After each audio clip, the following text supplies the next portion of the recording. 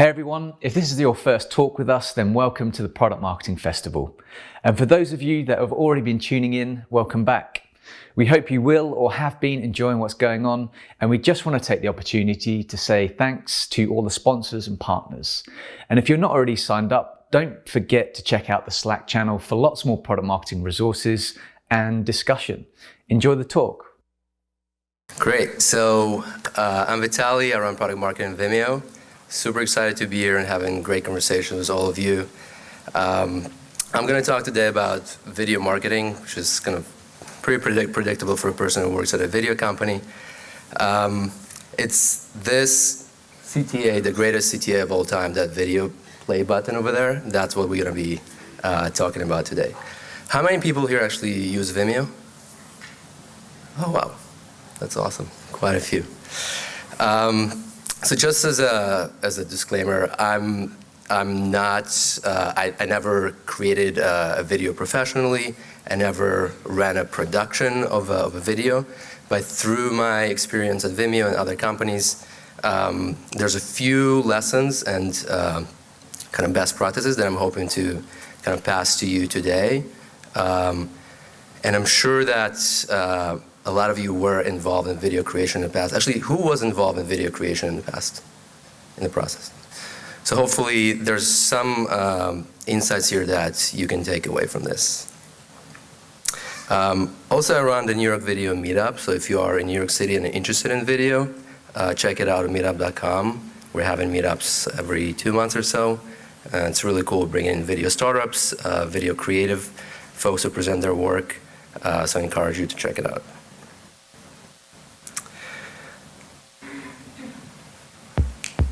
So a little bit about Vimeo. I came to Vimeo 3 years ago. To me, Vimeo, kind of the video that you see here is called The Story of Vimeo. It kind of describes how Vimeo is this community of explosive creativity of filmmakers. And when I saw this video about 3 years ago, that was kind of my why moment for Vimeo. And the reason for that is because Vimeo, unlike any other company that I worked on at least, it's not just a technology company, it's where technology meets creativity and art and community, the best community of filmmakers around the world. And that was my why moment. So since then, I've been at Vimeo, working in product marketing, building the product marketing team. So I hope this is not a motivational speech, but I hope that each one of you has the why for yourself. And shameless plug, if your why is kind of similar to what I just described, we're hiring and expanding the team, so reach out to me. I'm not going to have too many shameless plugs in the presentation, but there are a couple. That's the first one. But Vimeo is not, let me see if I can go to the next slide.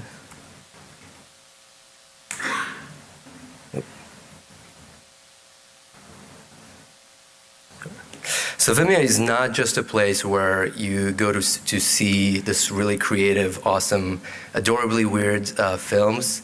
It's also a place where people actually use the tools to either drive their production or drive their marketing. And we launched recently, maybe some of you have seen that recent campaign across the country, the Vimeo Can Help * with your video campaign. And the point there was to point out that Vimeo is not just a video destination for awesome videos, but we also have actual tools that help you do your work. So this is kind of the top message, Vimeo Can Help, but that kind of is being followed up with middle of the funnel messages around specific tools and features we have. And I'll mention some of them throughout the presentation. So with that, let me spend 2 minutes before I talk about video marketing and talking about what product marketing is at Vimeo. I found it very useful, and other folks yesterday presented kind of their take on product marketing, because it's a little different in every company. So for us, we spoke yesterday about inbound product marketing, outbound product marketing. So for us, it's very similar.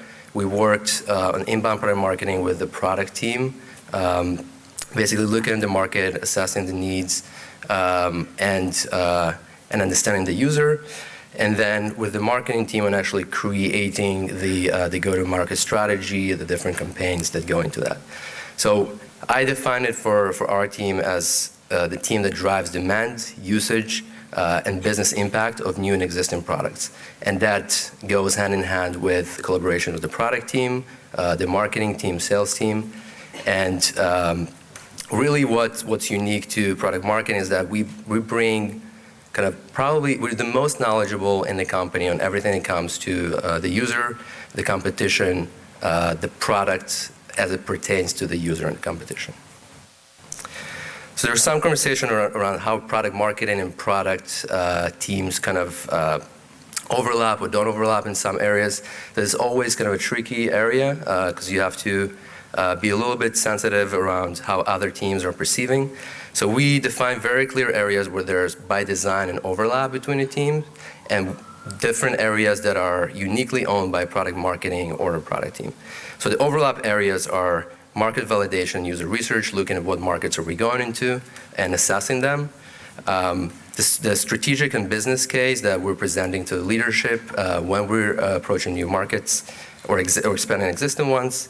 And then the whole idea of growth, whether it's user onboarding or driving adoption in various ways, although we do have a separate growth team that's responsible for more kind of the growth around across the entire website or the entire offering.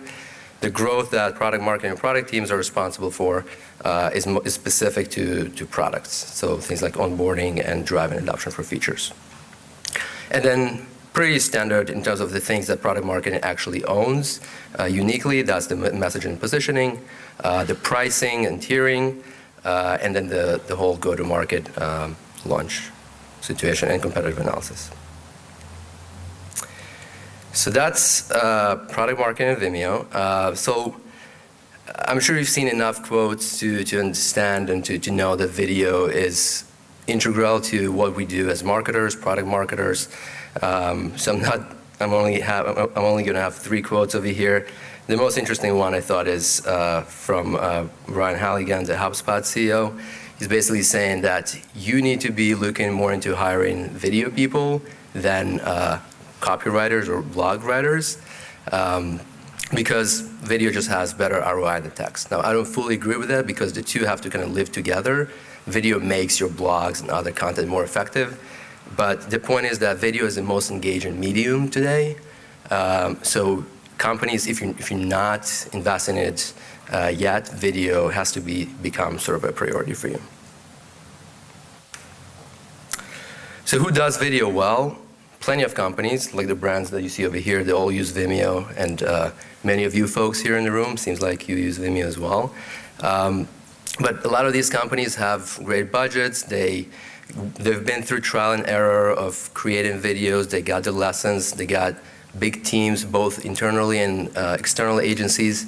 But what about kind of the long tail, the small businesses or marketers at companies that are working on specific things that maybe are not too well connected with the production team or different startups? How do those people approach video, specifically video marketing? And for me, working for a video company in a marketing role, I feel like I have this unique vantage point of seeing how the art of storytelling is colliding, in a sense, with the science of marketing. And that's essentially what video marketing is to me. So as you're thinking through your video marketing strategy, I bucket those, the things you have to think about into those main areas. So one is aligning your video strategy with your general marketing goals. You don't want to be that person who's at a meeting and say, ooh, let's make a video. That's not a strategy. The strategy is how to use that video and more holistically with the other marketing activities that you do to drive specific goals. Second thing is the almost impossible balance between budget, speed, and quality when it comes to creating video. It's almost impossible to reach that sweet spot. You're always going to sacrifice either speed or the quality or the budget when it comes to that. So we're going to talk more about it. And then there's specific storytelling best practices that everyone who's been creating video for the past few decades already kind of know about. So it's important to keep those in mind as you decide what videos to create, to what purpose, and what kind of storytelling to use in those videos. Next is the marketing within video marketing is how do you use that video holistically? Where is that video going to live? How is it going to drive action? And how is it going to drive results for you? And speaking of results, getting actionable insight in terms of how you're going to measure the impact of the video you created and what can you learn next. So I'm going to dive into each of those areas real quick. So the first one is aligning your video creation with your marketing objectives. I'm sure you all seen plenty of marketing funnels, so sorry if you have to see another one. But video in that sense is not very different than other content you create in, especially in B2B, which I think most of you are. And that's because when you create in a video, it has to live in a specific part of a funnel for a specific goal. If you're creating, if your goal is to drive awareness and position your brand, then the type of videos you're going to be creating are social, snackable, entertaining content, educational content, things that you can teach something your target audience about an area that's important to them, not selling your product yet. Of course, that's the top of the funnel. And then, of course, ads that could be more focused on brand or specific product areas. Most of you as product marketers are probably not working on videos in the top of the funnels. That's usually the content team or the brand team. Although from conversation with some of you, it sounds like you do work on some of those videos in the sense that when those brand campaigns or content are including things like product features and product capabilities, and you're the person who's telling the agency or the content or the creative team how to position those features in that brand campaign. Middle of the funnel is where product marketers start to be a lot more active. That's where you create product videos, explainer videos about your offering, case studies, webinars, which could be gated or not gated. And again, here, as with most consideration decision funnel phases, the goal is to kind of deepen the trust with your users, to educate them about your offering, and generate demand and leads. And at the bottom of the funnel is after someone becomes a customer already or a user, how do you use video, what type of videos you need to create to make them use the product more, to retain them, and to grow share of wallet. So the videos you create there are how-tos, onboarding videos, different kind of best practices. So one thing to keep in mind, video is not just a produced video, it's also live, right? So Facebook, YouTube, LinkedIn, actually, Carrie's here from LinkedIn, are looking into launching live soon. So this has become a true medium of communicating your marketing message, whether it's through webinars or best practices. And the reason to use live streaming is to build up anticipation for a specific event, and also to have a lot more of an engaging conversation with your audience in real time.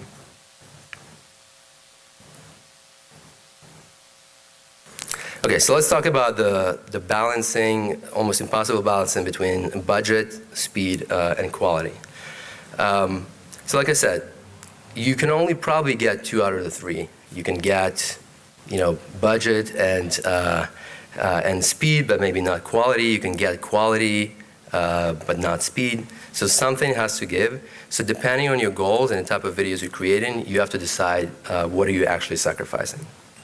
So then a bunch of questions come to mind when you're thinking about balancing and creating your videos. So the questions that usually come up is, should I produce the video in-house, or should I, if you have a production team, or should I export it to, outsource it to an agency? Are there any shortcuts, any new technologies that help me create videos or help me scale my video production much faster? How much should I spend on the video? It's always very important. How long my video should be, depending on the type of video you're creating, that actually drives, as you see in the next slide, that drives a lot of the decision making around where this video lives and how much you spend on it. And then finally, if you're creating a video, how do you make it not a one-off project, but actually an evergreen, ongoing initiative? So let me start with the shortcuts. 3 examples for shortcuts to lower the barrier of production. So one is if you are doing a live event, so there's another shameless plug. There's a live streaming camera by Vimeo. It's called Mevo.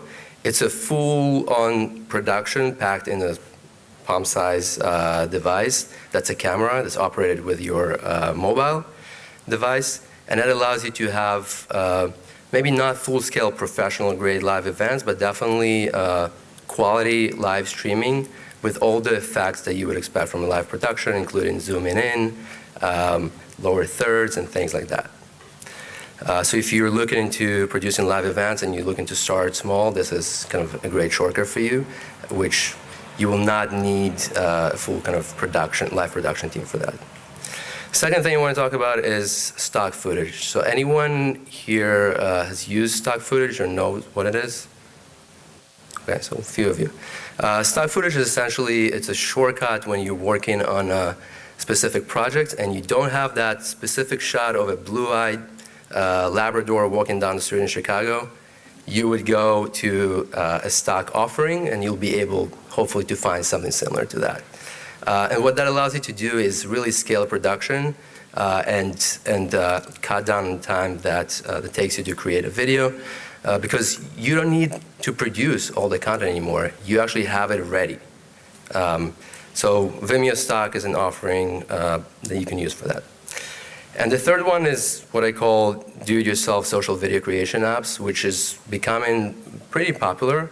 And what that allows you to do is, as a marketer or someone who doesn't have background in production, those are tools that allow you to very easily create a video that you could potentially use in your social media. So companies that do that are Animoto, Magisto, Videolicious. Adobe has a product for that. Actually, just to emphasize to you what that looks like, I invested 5 minutes and created a video for this conference. So I want to hear your thoughts on that, if Nathan can use it maybe next year. Wait.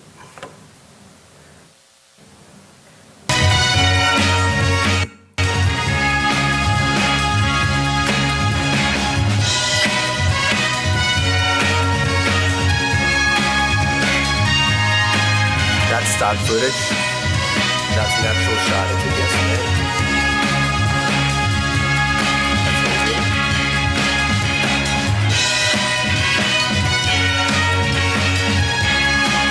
That's stock footage. That's stock footage. And that's me. That's networking. And that's you guys. I kid you not, 5 minutes. Now, is it great? Maybe not. But if I invested a little bit more time and had a little bit more quality content in there, and the copy was less cheesy, I think Nathan could probably use it. It's up to you guys. But it's a shortcut, right? So those tools allow you to actually not having to go to a production team every single time you want to create quick, snackable content. Let me see.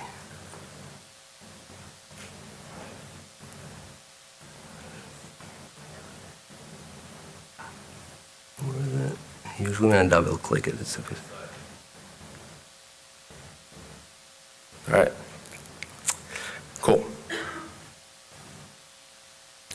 So these are your shortcuts. Now, when you don't do shortcuts, this is what the consideration could potentially look like. Now, it's not exact science, but what I found is, and this is also some of this information from Forrester, that the type of video you create is closely tied to the stage of the funnel the video is in, whether it's pre-sales or post-sale, and that's tied to whether you should be looking at an agency or in-house production. So for example, in the pre-sale stage, most people will be looking at agency, some in-house production. In the post-sale stage, you'll probably either use a simple do-it-yourself tool like I just showed you, or use an in-house production. So as you go kind of up the funnel, also the length of the video increases. So the ads are very short, the snackable content is very short. And as you go more towards thought leadership and webinars, more down the funnel, that's where content becomes a lot longer. So this is pretty straightforward in terms of comparing production agency versus in-house versus do-it-yourself tool. Production, when you outsource it to an agency, it's going to take longer. The budget is going to be much bigger, but the quality is going to be something you wouldn't be able to produce in-house, because agencies do have skill sets and best practices they can use towards the video. For an in-house team, depending on specific skill sets that you have and the size of your production team, it's going to take a shorter period of time because there's less back and forth. It's not going to cost as much. It's your own internal team, but you still need some budget for them to create those videos. And the quality is going to be good, not amazing as potentially as outsourcing. And then the do-it-yourself video tool, I mean, you've seen before. And then as you're thinking about general costs, so an average video, depending on the constraints and the quality, will cost you anywhere between $3,000 for the lower end and $15,000 for something a little bit more sophisticated. And when it gets to creating polished ads, that's $60,000 and up, and it could rack up pretty fast. So you need to compare that as you're thinking about your video strategy. Do you want to continue to outsource videos versus have an internal production team? Compare that against a typical salary of a production team if you're the person who's kind of responsible in making those decisions. Just something to keep in mind. Time check. Ooh. Is someone going to kick me out if I continue? Maybe. Okay. How much time do I have? Let's give it 5. 7. Deal. All right. All right. So as you're thinking about the video creation, what's very important is, and I'm sure as some of you have done this process before, is to think through who's responsible for what through the entire stage. So initially, when you're creating the concept or the script, and usually the script as a product marketer, if it's a product video, for example, it's a very simple 2-column narration and then visual aspect of it. It's as simple as that. But product marketing, for the most part, is going to be responsible for that script if it's a product video, for example. As you get to the pre-production, production, post-production stage, there's not much you need to do as a marketer or product marketer, but you do need to be in the loop to make sure that it's kind of your vision is in that video, because it's very easy for the creative director to kind of go rogue and be like, oh, I added this awesome flashy thing over here, and it's completely off in terms of what you had in mind. So that's where review and approval really comes very handy. You need to set milestones where you will be approving and reviewing things and providing feedback to the creative team. And then finally, when it comes to distribution and tracking of success of the video, you need to be working with the performance marketing team to make sure that the product is distributed correctly in the channels that you want for the type of users that you want to see that video, and that everything is set up correctly to track success for that video. And to the point of providing feedback, this is a tool, it's another shameless plug, this is a tool that Vimeo has to easily provide feedback directly in the video, to kind of make sure you don't have to do the whole long email thread saying, here in 5 minutes, 37 seconds, you need to fix this in the top left corner. So instead of that, it just does this.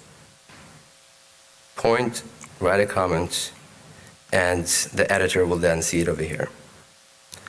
As you go along, the editor will start resolving things and resolving your comments, and then hopefully by the end, all your comments are resolved, and that for me at least, that saves hours at a time. All right, so storytelling best practices. There's hundreds. I just compiled a few over here. So don't sell the product, sell your why, unless you're really trying just to sell the product in the middle of the funnel. So this is just a quick example of what that looks like.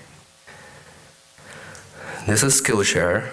I know I have 5 minutes probably, so I'm not going to play the whole thing, but this is a video that they created. Curiosity. From the moment we open our eyes, it fuels our existence. It's the delight in discovery, the wonder of, well, wondering. Someone great once said, "To learn is to live." Look up who, it'll do you good. So You very see, inspirational, it all not selling the starts with a product, question. selling an idea of curiosity, It doesn't matter not talking at all about what the product is. just that the future Back. belongs to the curious. Tagline.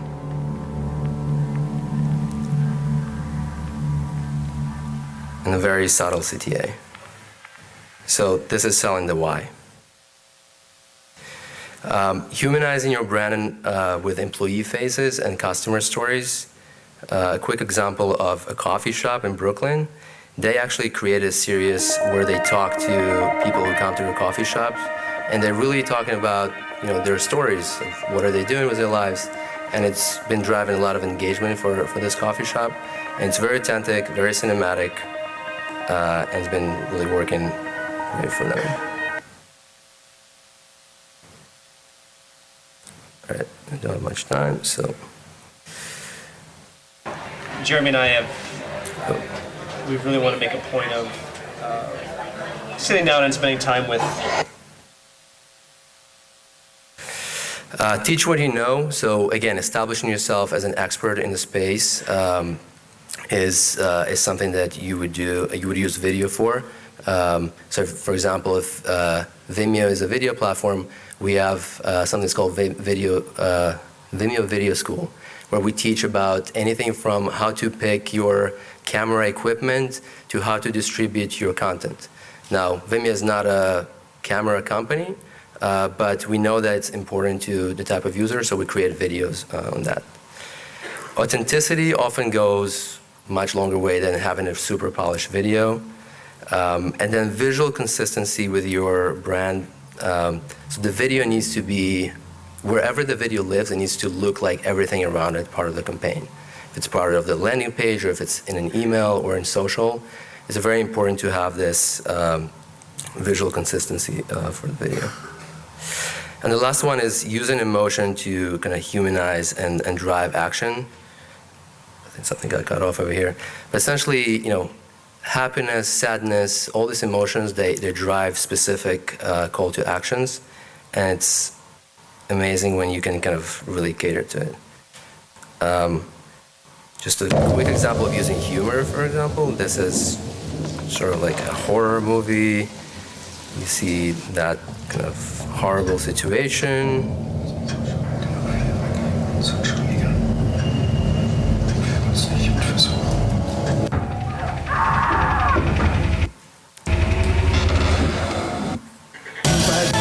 But, oh, I really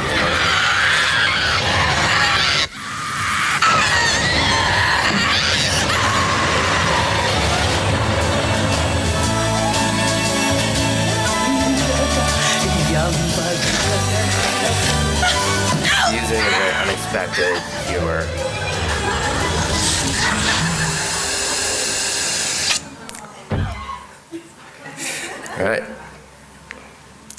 All right, so you created the videos. What do you do with them? How do you actually drive action? So it comes down to videofying your entire funnel, or all of your channels. From having videos on your social, depending on what type of video you create and what type of goal, to having video, to driving people from social to your website with specific call to actions, and then converting them on your websites to lead opportunities, nurturing those users with video, and then finally delighting them as users. So keep in mind what are those call to actions you have in each stage, and what type of videos you use in each area. Speaking of social videos, so Vimeo has a tool that we call Publish to Social. Essentially, it allows you to easily distribute videos with a single click to multiple social destinations: Facebook, YouTube, LinkedIn, and others, and Twitter. And what it does, it's basically simplifying your workflow a little bit, but the fact that you can also track all the analytics from the social networks in a single place, that simplifies your life as a marketer. And then finally, all of it is not worth it if you can't get actionable insights. So essentially, you can't only track views, and most of you know that you have to track what's the actual impact. So things like engagements, things like how long people are watching the video. So this is what we call a drop-off graph. So I can see that there's a big drop-off here in 30 seconds. So I'll know next time I'm creating a video, or maybe even modifying this specific videos or creating a cut for it, how can I fix that to make the video much more effective? So tracking everything that's not just views, but beyond of engagement, how do you convert, how does this video help you to convert viewers into customers? That's critical. So sum it all up, got it. Make great content often and strategically, get people to see it, and actually care to take action, and the action is really important here. What's your call to action in the video? Where does the video live? And then you know the video works, but how do you prove that it works? So use analytics, very important. Finally, check out Vimeo Business, shameless plug. I'm hiring, and come to the next video meetup. That's me. Any questions for Vitaly?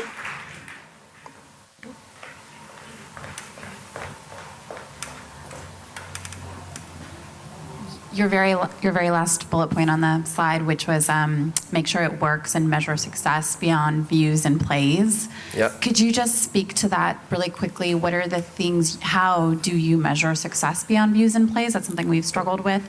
If there's not really a clear call to action within the video itself is the thing to do, is to watch it. So how do you make sure it's driving conversion, and how do you measure that?